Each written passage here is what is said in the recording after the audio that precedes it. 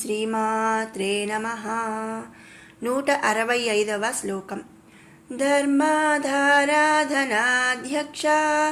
ధనధాన్య వివర్ధిని విప్రప్రియా విప్రరూపా విశ్వభ్రమణకారిణి. ధర్మాధార, ధర్మమునకు ఆధారమైనటువంటిది, వేదములయందు ఉన్నటువంటి వాటిని వ్యతిరేకించినటువంటి కర్మలన్నీయు ధర్మములని చెప్పబడుచున్నవి. మరి వాటితో పాటుగా ఆయా ప్రదేశములను అనుసరించి ఆదరింపబడుతున్న లేదా ఆచరింపబడుతున్నట్టు సత్కర్మలు కూడా ధర్మములుగా గ్రహించవచ్చు. ఇటువంటి వాటన్నిటికీ కూడా దేవి ఆధారభూతురాలగుచున్నది అని ఈ నామము యొక్క అర్థం అన్నమాట. మరొక విధంగా ఈ సృష్టి యందు ఏవైతే ధర్మములున్నవో అటువంటి ధర్మములన్నింటికీ కూడా దేవి ఆధారమగుచున్నది అని మనం ఇక్కడ గ్రహించాలి. కాబట్టి ధర్మమునకు ఆధారమైనటువంటిది అనే అర్థముతో ఆ జగన్మాతను ధర్మాధార అనే నామముతో స్తుతించుకుంటున్నాము. తర్వాత నామం ధనాధ్యక్ష. అధ్యక్ష అంటే ప్రభువు వంటిది, ధన అంటే ధనమునకు ప్రభువు వంటిది అని ఈ నామము యొక్క అర్థం అన్నమాట. ఇక్కడ ధనము అంటే సంపద, ఆ సంపదలను ప్రసాదించినట్టి స్వరూపురాలు అని మనం ఇక్కడ చెప్పుకోవచ్చు. మరి మనందరికీ తెలుసు కదండి, ధనము అంటే సంపాదన, ధనము డబ్బు. అలాంటి డబ్బుకి ఆ సంపదలను ప్రసాదించినట్టి స్వరూపురాలు ఆ జగన్మాత. మరి కుబేరుడు దేవిని ఉపాసించుట చేతనే సంపదలకు యజమాని అయ్యెను. మనం ఇంతకు ముందు నామాల్లో కూడా చెప్పుకున్నాము కదండి. యంత్రరూప మంత్రరూప అనే దగ్గర సూర్యుడు, చంద్రుడు, కుబేరుడు ఇలా చాలామంది చాలా రకాలుగా ఆ తల్లిని ఉపాసించారు అని మనం చెప్పుకున్నాము. కాబట్టి కుబేరుడు దేవిని ఉపాసించుట చేతనే సంపదలకు యజమాని అయ్యెను అని అర్థం అన్నమాట. కనుక దేవియే సంపదకు నిజమైనటువంటి స్వామి అని మనం ఇక్కడ అర్థాన్ని గ్రహించవచ్చు. కాబట్టి ఆ జగన్మాతను ధనాధ్యక్ష అనే నామముతో స్తుతించుకుంటున్నాము. తర్వాత నామం ధనధాన్య వివర్ధిని. ధన అంటే ధనము, సంపద, ధాన్య ఆహారము, వివర్ధిని అంటే పెంపొందించినటువంటి శక్తి స్వరూపిణి అని అర్థం అన్నమాట. ఆ జగన్మాత సంపదను, ఆహారములను కూడా పెంపొందించినటువంటి శక్తి స్వరూపురాలు. దేవిని ఆరాధించు భక్తుల ఇంట లేమి అంటే దారిద్ర్యము అనేది ఏ మాత్రము కూడా ఉండదంట. లేస మాత్రమైనా ఉండకపోవును అంటే కొంచెం కూడా చీమంత దారిద్ర్యము కూడా ఉండదు అని మనం ఇక్కడ అర్థం చేసుకోవాలి. అలాగే ధనమును, ధాన్యమును తన భక్తుల ఇంట ఎల్లవేళలా కూడా ఉండునట్లు చేసేది ఆ జగన్మాత. కాబట్టి ఆ జగన్మాతను ధనధాన్య వివర్ధిని అనే నామముతో మనం ఇక్కడ స్తుతించుకుంటున్నాము. తర్వాత నామం విప్రప్రియ. ప్రియ అంటే ప్రియము, ఇష్టము. విప్ర అంటే విప్రులు అంటే బ్రాహ్మణులు యందు ఇష్టము కలిగినటువంటిది అని ఈ నామం యొక్క అర్థం మనం గ్రహించాలి. మరి జన్మచేత బ్రాహ్మణుడు అయినప్పటికీ కూడా కొంతమంది ఏం చేస్తారండి, వాళ్ళు వేదాలు, శాస్త్రాలు అనేవి ఏవి కూడా వాళ్ళు పరిపూర్ణంగా చదవరు. మరి జన్మచేత బ్రాహ్మణుడు అయినప్పటికీ అటువంటి వాడు విప్రుడు అని అనిపించుకోడు. ఎందుకంటే వాళ్ళు వేదాలు, శాస్త్రాలు ఇవేవి కూడా తెలుసుకోరు. వేదములు మొదలాది శాస్త్రములు అందు పరిపూర్ణమైనటువంటి అవగాహన, అందు చెప్పబడినటువంటి ధర్మములను ఎవరైతే ఆచరిస్తారో వాళ్ళని ఇక్కడ విప్రుడు అని చెప్తున్నారు. అంటే ఏంటంటే ఇక్కడ మనం ఈ నామం చెప్పగానే అంటే ఆ జగన్మాతకి బ్రాహ్మణులంటేనే ఇష్టం ఉంటుందా అనే ఆలోచన వస్తుంది. కాబట్టే ఇక్కడ చెప్తున్నారు చూడండి, విప్రుడు అంటే పుట్టుకతో బ్రాహ్మణుడు అని అర్థం కాదు. ఇక్కడ ఎవరైతే వేదములు, శాస్త్రములు వాటిల్లో ఉన్న ధర్మాలను ఆచరిస్తారో వాళ్ళని ఇక్కడ విప్రుడు అని ఆ జగన్మాత చెప్తుంది. జన్మచేత బ్రాహ్మణ తత్వము పొందినను కూడా సంస్కారము చేత ద్విజుడైనను వేదము మొదలగు శస్త్ర విద్యలు పొందినవాడు విప్రుడని. ఈ మూడును కలిగి ఉన్నటువంటి బ్రాహ్మణుడు శ్రోతియుడని చెప్పబడుచున్నాడు. కనుక వేదము మొదలగు శాస్త్ర విద్యలయందు ప్రావీణ్యతను కలిగి ఉన్నట్టి విప్రుడి అందు బ్రాహ్మణుడి అందు ఇష్టము దేవి కలిగి ఉన్నది అని ఈ నామం యొక్క అర్థాన్ని మనం గ్రహించవచ్చు. కాబట్టి ఆ జగన్మాతను విప్రప్రియ అనే నామముతో మనం స్తుతించుకుంటున్నాము. తర్వాత నామం విప్రరూప, విప్రులే స్వరూపముగా కలిగి ఉన్నటువంటిది. ఇక్కడ విప్రునకు అర్థం ముందు నామంలో మనం చెప్పుకున్నాము. అటువంటి బ్రాహ్మణులే తన స్వరూపముగా దేవి కలిగి ఉన్నది అని ఈ నామం యొక్క అర్థం అన్నమాట. మరి ఇంతకు ముందు నామాల్లో మనం చెప్పుకున్నాం కదా, మరి అన్ని ధర్మాలు, శాస్త్రాలు, వేదాలు అన్నీ కూడా ఆ జగన్మాత నుంచి వచ్చినాయి అని. కాబట్టి అవన్నీ కూడా పాటిస్తున్నారు అంటే ధర్మాలను ఆచరించే విప్రులు ఎవరైతే ఉన్నారో అలాంటి విప్రుల స్వరూపమే ఆ జగన్మాత అని ఇక్కడ ఈ నామంలో చెప్తున్నారనమాట. అటువంటి బ్రాహ్మణుడే తన స్వరూపముగా దేవి కలిగి ఉన్నది అని ఈ నామం యొక్క అర్థం. మరి విప్రుల యొక్క సత్కర్మల చేత ఇతరులకు అంటినటువంటి మాలిన్యమును శుద్ధి చేయనట్టి శక్తిని కలిగి ఉన్నారు. అట్టి శక్తి కల విప్రుడు తన స్వరూపముగా దేవి కలిగి ఉన్నది అని ఈ నామంలో మనం అర్థం చేసుకోవాలి. అంటే ఏంటి అంటే మనం ఏవైనా దోషాలు అంటే మన జాతక దోషాలు కానివ్వండి, ఇంకేవైనా మనం తెలిసి తెలియక చేసిన తప్పుల వల్ల వచ్చే దోషాలు, ఇలాంటివన్నీ కూడా మనం ఏం చేస్తామండి, ఏదన్నా అంటే మన జాతక దోషం ఉందనుకోండి, ఏదో ఒక బ్రాహ్మణ్ణి పంతులు గారిని అడిగి వాళ్ళు ఇగో ఈ జపాలు చేపించాలయ్యా అన్నప్పుడు మరి జపాలు చేపిస్తూ ఉంటాం. అలా మనకున్న దోషాలు మరి ఆ బ్రాహ్మణులు అనేవాళ్ళు తొలగిస్తున్నారు. అంటే అదన్నీ కూడా మాలిన్యముతో ఇక్కడ పోల్చి ఆ మాలిన్యమును శుద్ధి చేయనటువంటి శక్తి ఆ బ్రాహ్మణులు కలిగి ఉన్నారు. అట్టి శక్తి కల విప్రుడు తన స్వరూపముగా దేవి కలిగి ఉన్నది అని ఈ నామంలో మనం గ్రహించాలి. కాబట్టి ఆ జగన్మాతను విప్రరూప అనే నామంతో ఇక్కడ స్తుతించుకుంటున్నాము. తర్వాత నామం విశ్వభ్రమణకారిణి.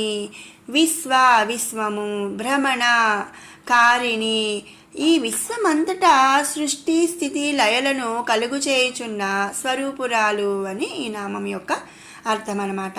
ఈ సమస్త విశ్వము భ్రమణమును కలిగి ఉంటుంది. అంటే మన భూమి ఉందనుకోండి, తన చుట్టూ తను తిరుగుతూ ఉంటుంది, అలాగే సూర్యుడి చుట్టూ తిరుగుతుంది అని మనం చదువుకున్నాం కదండి. కాబట్టి ఈ సమస్త విశ్వము కూడా భ్రమణమును అంటే కదిలే గుణమును కలిగి ఉంటుంది. మరి భ్రమణమును కలిగి ఉండుటకు ఆధారభూతురాలు కావుట వలన విశ్వభ్రమణకారిణి అనే నామము మనం గ్రహించవచ్చు. అంటే ఏంటి అంటే ఈ సమస్త విశ్వానికి కూడా ఆ తిరిగే శక్తి, తిరగడానికి ఆ జగన్మాత ఆధారమైంది అని మనం ఇక్కడ గ్రహించాలన్నమాట. కాబట్టి ఆ జగన్మాతను మనం విశ్వభ్రమణకారిణి అనే నామముతో మనం స్తుతించుకుంటున్నాము. 166వ శ్లోకం. విశ్వగ్రాసా విద్రుమాభా వైష్ణవీ విష్ణురూపిణి అయో నిర్యోని నిలయా కూటస్థాకులరూపిణి. విశ్వగ్రాస, గ్రాస అంటే గ్రాసము, ఆహారము. విశ్వము, విశ్వమే గ్రాసము అంటే ఆహారముగా కలది అని ఈ నామం యొక్క అర్థం అన్నమాట. మనం ఇదే అర్థముతో ఇంతకు ముందు కూడా ఒక నామం మనం చెప్పుకున్నాము.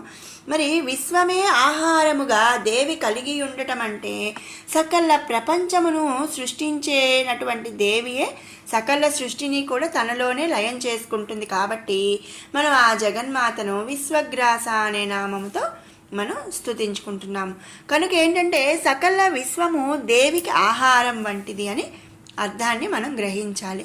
లేదా మరొక విధంగా ఎలా చెప్పచ్చు అంటే మహాప్రళయ కాలమందు సకల జీవరాశిని కూడా నాశనం చేయనటువంటి శక్తి స్వరూపురాలు కనుక దేవికి ఈ సమస్త సృష్టి కూడా ఆహారముగా ఇక్కడ మనం గ్రహించి ఆ జగన్మాతను విశ్వగ్రాస అనే నామముతో స్తుతించుకుంటున్నాము.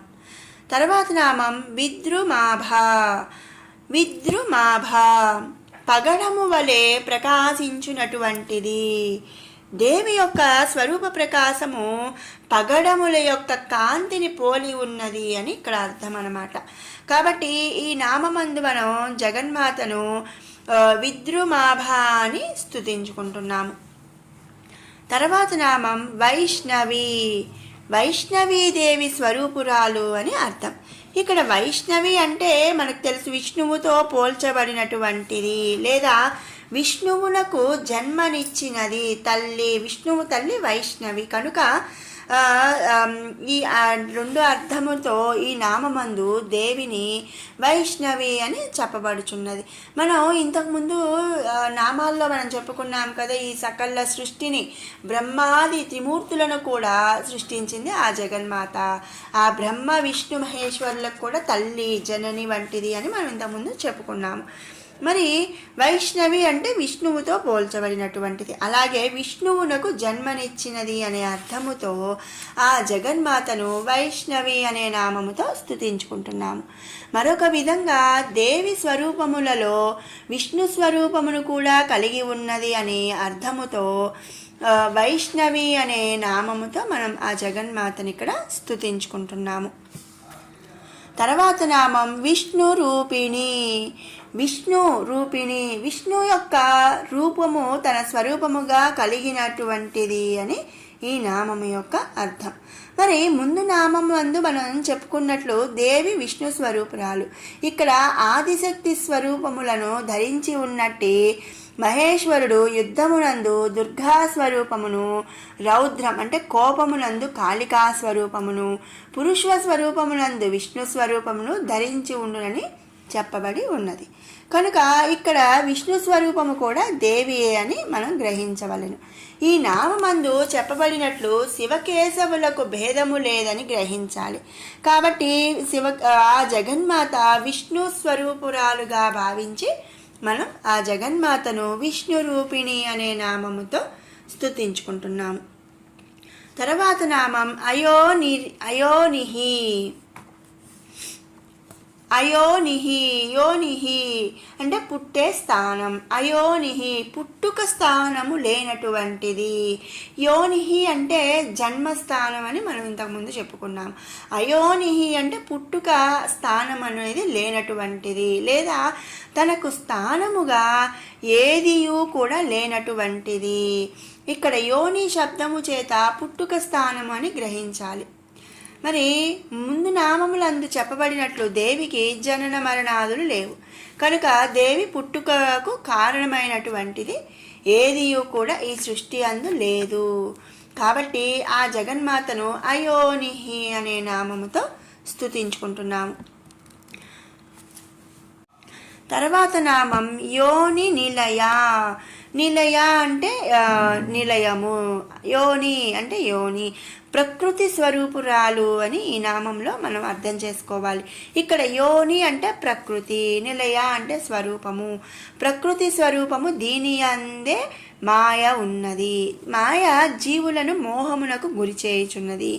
అటువంటి మాయా స్వరూపమునకు యోని అని పేరు కలదు. నిలయ అంటే నివాసము, మాయనందు ఉండునటువంటి స్వరూపురాలు, లేదా 8 చక్రములు 9 ద్వారములు కలిగినటువంటి త్రికోణాత్మకమగు శ్రీచక్రము మధ్యనందు దేవి బిందు స్వరూపురాలై ఉన్నది అని మనం ఇక్కడ అర్థం చేసుకోవాలి. అలాగే త్రికోణాత్మకమగు శ్రీచక్రమునకు యోని అను పర్యాయనామం కూడా ఉందన్నమాట. అంటే ఇక్కడ యోని అంటే ప్రకృతి అని మనం అర్థం చేసుకోవచ్చు, అలాగే శ్రీచక్రము అని కూడా మనం అర్థం చేసుకోవచ్చు. మరి దేవి యోని నిలయ అని గ్రహించవచ్చును. అంటే మనం ఇంతకుముందు చెప్పుకున్నాం కదా, దేవి యొక్క స్థానం శ్రీచక్రంలో ఉంటుంది, అంటే శ్రీచక్రంలో దేవి ఉంటుంది అని మనం చెప్పుకున్నాం. కాబట్టి దేవి శ్రీచక్రానికి యోని అని పర్యాయ పదం ఉంది కాబట్టి యోని నిలయ అని మనం ఇక్కడ గ్రహించాలి. మరొక విధంగా ఏంటంటే యోని అంటే జన్మస్థానం. సకల జగత్తును కూడా దేవి తన అందు సృష్టించుట చేత సకల జగత్తుకు జనని అగుటచే దేవి యోని నిలయ అని ఇక్కడ మనం గ్రహించవచ్చు. కాబట్టి ఆ జగన్మాతను యోని నిలయ అనే నామముతో స్తుతించుకుంటున్నాం. తర్వాత నామం కూటస్థ. కూటస్థ స్వరూపురాలు. ఇక్కడ కూట అంటే సంసారము. అదేంటంటే సంసారం అంటే జనన మరణాదుల సమూహము.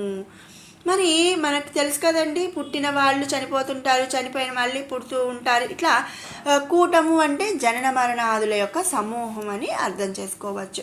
అలాగే ఆ జనన మరణాదుల సమూహం ఆత్మను, ఈ సమూహము మధ్యమనందు మాయ చేత మోహింప చేయనటువంటిది. అంటే ఏంటంటే జనన మరణాదుల సమూహం ఆత్మకి ఆత్మ వేరు, పరమాత్మ వేరు అని మనం చెప్పుకున్నాం కదా. మరి ఆత్మను ఈ సమూహము మధ్యమనందు మాయ చేత మోహింప చేయిస్తుందంట. ఈ మాయ చేతనే జీవుడు అజ్ఞానము చేత బంధింపబడి కర్మలను అనుభవిస్తూ ఉన్నాడు. మరి కర్మఫలముల చేత పీడింపబడుతున్నాడు. ఇటువంటి అజ్ఞాన కూటమును ఆత్మకు కల్పించినది అని ఇక్కడ మనం గ్రహించాలి. లేదా ఇంకో విధంగా ఆనంద స్వరూపమైనటువంటి ఆత్మను సంసారం అనే మాయ చేత మోహింప చేయనటువంటిది అని కూడా మనం అర్థం చేసుకోవచ్చు. అలాగే మాయ చేత మోహింపబడిన జీవులకు ఆత్మజ్ఞానమును నశించుట చేత ఆత్మయే పరమాత్మ అన్న జ్ఞానమును పొందలేకపోతున్నారు. మరి ఇక ఆత్మయే పరమాత్మ అనే జ్ఞానమును పొందలేక వాళ్ళు మాయా చేత కప్పబడిపోయి మోహించబడిపోయి ఈ జనన మరణాదులు, అలాగే నాది నా వాళ్ళు అనే మోహంలో కొట్టుమిట్టాడుతూ ఉన్నారు. అలాంటి వాళ్ళకు ఏంటంటే జ్ఞానమును ఆ జగన్మాత ప్రసాదిస్తుందని మనం ఇంతకుముందు నామాల్లో చెప్పుకున్నాం. కాబట్టి ఆ జగన్మాత కూటస్థ స్వరూపురాలు అనే భావంతో ఆ జగన్మాతను కూటస్థ అనే నామముతో స్తుతించుకుంటున్నాము. తర్వాత నామం కులరూపిణి. రూపిణి అంటే ఆరాధింపదగినది లేదా స్వరూపురాలు, ఇట్లా మనం చెప్పుకోవచ్చు. కులరూపిణి బాహ్యమైనటువంటి పూజ చేత ఆరాధింపదగినది లేదా వంశానుక్రమముగా ఆరాధించునటువంటిది అని కూడా మనం ఇక్కడ అర్థం చేసుకోవచ్చు. ఇక్కడ బాహ్యము అంటే కర్మల చేత ఆరాధింపదగినదని మనం అర్థం చేసుకోవాలి. కర్మల చేత ఆరాధింపదగినదని, వంశానుక్రమముగా ఇలవేల్పుగా ఆరాధింపదగినదని మనం ఇక్కడ అర్థాన్ని గ్రహించవచ్చు. కాబట్టి ఆ జగన్మాతను మనం కులరూపిణి అని ఇక్కడ స్తుతించుకుంటున్నాం. మీరు గ్రహిస్తే ఏంటంటే మనం ఫస్ట్ నామం నుంచి కూడా వింటుంటే కనుక మనం ఇక్కడ చూడండి, ఇంతకు ముందు నామాల్లో వంశపారపర్యంగా ఆరాధింపతగడం ఆ తల్లికి ఇష్టం లేదు. ప్రతి వాళ్ళ చేత కూడా, అందరి చేత కూడా ఆరాధింపబడటంలో ఆ తల్లి ఇష్టం కలిగి ఉంది అని మనం ఇంతకు ముందు నామాల్లో ఒకసారి చెప్పుకున్నాం. మరి ఇక్కడ వచ్చేసరికి బాహ్యమనగా కర్మల చేత ఆరాధింపతగినదని, వంశానుక్రమముగా ఇలవేల్పుగా ఆరాధింపతగినది అని ఇక్కడ అర్థం అన్నమాట. అంటే ఏంటి అంటే ప్రతి దానిలో మనం ఇంతకుముందు చెప్పుకున్నట్టు మాయ అజ్ఞానాన్ని కల్పించేది ఆ జగన్మాత. ఆ అజ్ఞానం నుంచి జీవులను బయటకు తెచ్చి జ్ఞానాన్ని ప్రసాదించి వాళ్ళకి మోక్షాన్ని ప్రసాదించేది ఆ జగన్మాతే. అలాగే ప్రతిదీ కూడా ఈ సమస్త సృష్టిని కూడా ఆ జగన్మాతకి ఒక ఆట వస్తువు అని మనం ఇక్కడ గ్రహించాలి. కాబట్టి ఆ జగన్మాతను మనం ఇక్కడ కులరూపిణి అనే నామముతో స్తుతించుకుంటున్నాము. విన్నారు కదండి 165, 166 శ్లోకాల వివరణ. ఇప్పుడు 163 నుంచి 166 వరకు కూడా 2 సార్లు పారాయణ చేసుకుందాం.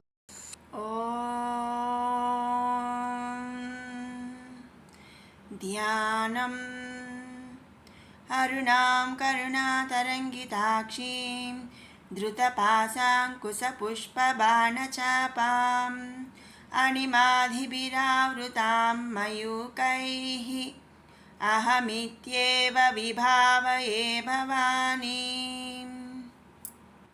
ధ్యాయేత్ పద్మాసనస్థాం వికసితవదనాం పద్మపత్రాయతాక్షీం हेमाभां पीतवस्त्रां करकलितलसद्धेमपद्मां वराङ्गीं सर्वालङ्कारयुक्तां सकलमभयदां भक्तनम्रां भवानीं श्रीविद्यां शान्तमूर्तिं सकलसुरनुतां सर्वसम्पत्प्रदात्रीं सकुङ्कुमविलेपनामलिकचुम्बिकस्तूरिकां समन्दहसितेक्षणां ससरचापपासाङ्कुशाम् अशेषजनमोहिनी मरुणमाल्यभूषोज्ज्वलां जपाकुसुमबासुरां जपविधौ स्मरेदम्बिकाम् त्रयी त्रिवर्गनिलया त्रिस्ता त्रिपुरमालिनी निरामया निरालम्बा स्वात्मा रामा सुधाश्रुतिः संसारपङ्कनिर्मग्ना समुद्धरणपण्डिता यज्ञप्रिया यज्ञकर्त्री यजमानस्वरूपिणी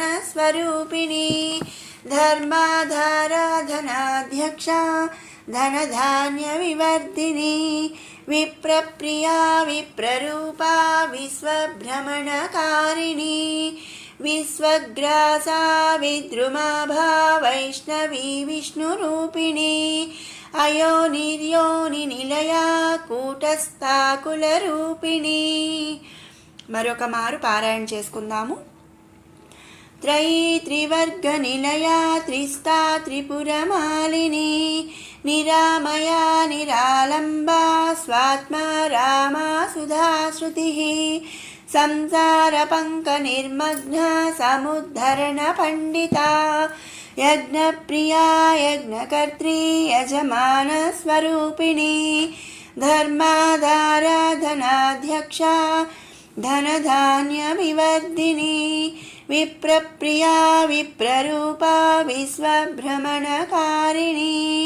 विश्वग्रासा विद्रुमाभा वैष्णवी विष्णुरूपिणी अयोनिर्योनिनिलया కూటస్థాకులరూపిణి. ఓం శ్రీమాత్రే నమః.